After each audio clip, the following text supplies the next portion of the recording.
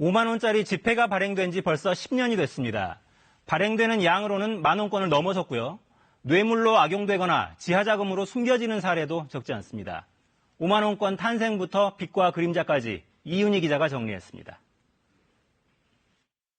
위인전에서나 보던 신사임당을 매일같이 마주친 지도 어느덧 10년이 됐습니다.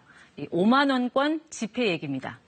신사임당의 미소가 아로새겨진 이 노란색 지폐, 처음 모습을 드러낸 게 2009년 6월 23일이었습니다. 그러니까 사흘 뒤면 5만 원권이 만으로 꼭 10살 생일을 맞습니다.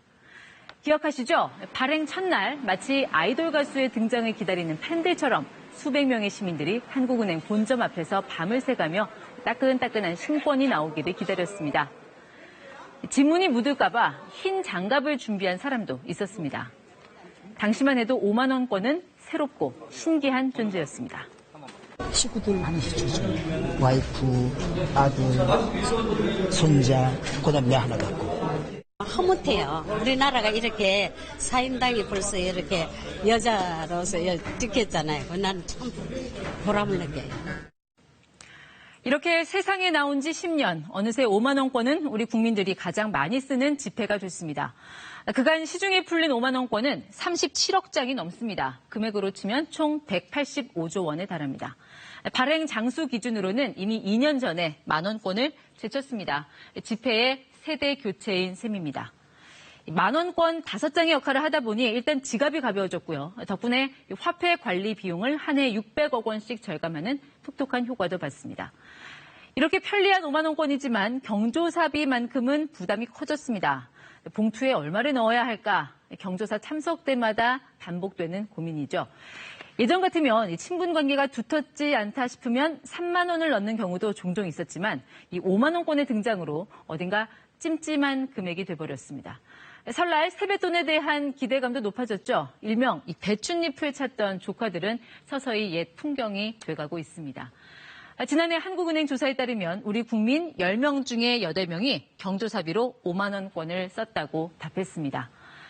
굴곡 많았던 사임당의 생애처럼 5만 원권 지폐도 우여곡절이 적지 않았습니다. 이미 발행의 필요성을 놓고 90년대부터 10여 년에 걸쳐 갑론을박이 팽팽했습니다. 가장 큰 걱정은 검은 돈이 될 거란 우려, 실제 현실이 되기도 했습니다. 지난 2011년 전북 김제 마늘밭 사건이 대표적입니다. 밭에서 발견된 5만 원권 다발 110억 원은 지금도 기억에 생생합니다. 발견된 돈은 이모 씨 형제가 불법 도박으로 거둔 수익금이었습니다. 이 상상 초월의 돈 뭉치에 한때 마늘밭 몰래 파헤치기가 유행이란 말이 나올 정도였습니다. 5만 원 고액권이 뇌물로 활용될 거란 우려도 비우는 아니었습니다. 탈세와 뇌물, 비자금 사건이 터질 때마다 단골로 등장하는 것이 이젠 5만 원권 뭉칩니다. 만 원권으로는 사과 상자에 현금 5억 원, 그런데 5만 원권을 사용하면 부피가 줄어드니 10억 원 넘게 들어갑니다. 뇌물 전달이 보다 은밀해질 수 있게 된 겁니다.